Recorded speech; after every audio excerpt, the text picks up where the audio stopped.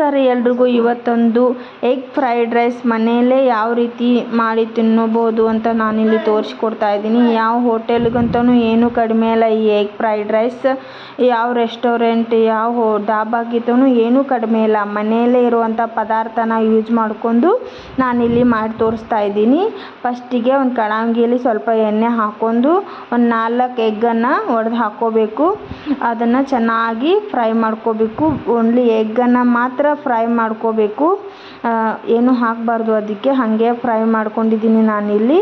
ಆಮೇಲೆ ಸೈಡಲ್ಲಿ ಮತ್ತೆ ಅದನ್ನು ಎತ್ತಿಟ್ಕೋಬೇಕು. ಫ್ರೈ ಮಾಡ್ಕೊಂಡ ನಂತರ ಒಂದು ಸೈಡಲ್ಲಿ ಇಲ್ಲಿ ಕಡಾಯಿನ ಮತ್ತೆ ಬಿಸಿ ಮಾಡೋಕ್ಕಿಟ್ಟು ಸ್ವಲ್ಪ ಎಣ್ಣೆ, ಶುಂಠಿ ಬೆಳ್ಳುಳ್ಳಿನ ಚೆನ್ನಾಗಿ ಕಟ್ ಮಾಡ್ಕೊಂಡು ಹಾಕ್ಕೊಂಡಿದ್ದೀನಿ. ಸ್ವಲ್ಪ ಉಳ್ಳಾಗಡ್ಡಿ, ಸ್ವಲ್ಪ ಕ್ಯಾರೆಟು, ಸ್ವಲ್ಪ ಮೆಣಸಿನ್ಕಾಯಿ, ಸ್ವಲ್ಪ ಎಲೆಕೋಸು, ಸ್ವಲ್ಪ ಬೀನ್ಸು ಹಾಕ್ಕೊಂಡಿದ್ದೀನಿ. ಚೆನ್ನಾಗಿ ಇದನ್ನು ಮಿಕ್ಸ್ ಮಾಡಿಕೊಂಡು ಫ್ರೈ ಮಾಡ್ಕೋಬೇಕು. ಸ್ವಲ್ಪ ಸ್ಪ್ರಿಂಗ್ ಆನಿಯನನ್ನು ಹಾಕ್ಕೊಂಡಿದ್ದೀನಿ.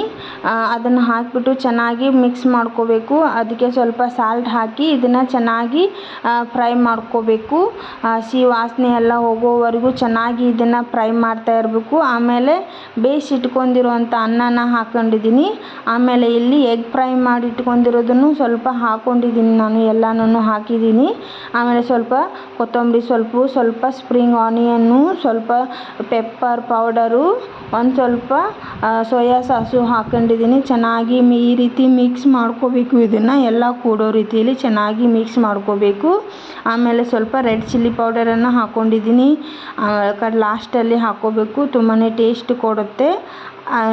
ಇದನ್ನು ಹಾಗೆ ಮಿಕ್ಸ್ ಮಾಡಿ ಸೂಪರ್ ಟೇಸ್ಟಿ ಆದಂಥ ಎಗ್ ಫ್ರೈಡ್ ರೈಸ್ ರೆಡಿ ಆಗುತ್ತೆ. ಮನೆಯಲ್ಲೇ ಈ ರೀತಿ ಮಾಡಿಕೊಂಡು ತಿಂದ್ಕೊಳ್ಳಿ, ತುಂಬಾ ಚೆನ್ನಾಗಿರುತ್ತೆ. ಯಾವ ಹೋಟೆಲ್ಗಿಂತನೂ ಏನೂ ಕಡಿಮೆ ಇಲ್ಲ, ಅಷ್ಟು ಚೆನ್ನಾಗಿದೆ ಇದು. ನಮ್ಮ ಹುಡುಗರು ಟೇಸ್ಟ್ ಮಾಡಿ ಹೇಳಿದ್ವು ನನಗೆ ತುಂಬಾ ಚೆನ್ನಾಗಿದೆ ಮಮ್ಮಿ ಅಂತ. ನೀವು ಮಾಡ್ಕೊಂಡು ತಿಂದ್ಕೊಳ್ಳಿ. ನಮ್ಮ ವಿಡಿಯೋ ಇಷ್ಟ ಲೈಕ್ ಮಾಡಿರಿ, ಶೇರ್ ಮಾಡಿರಿ. ನಮಸ್ಕಾರ ರೀ.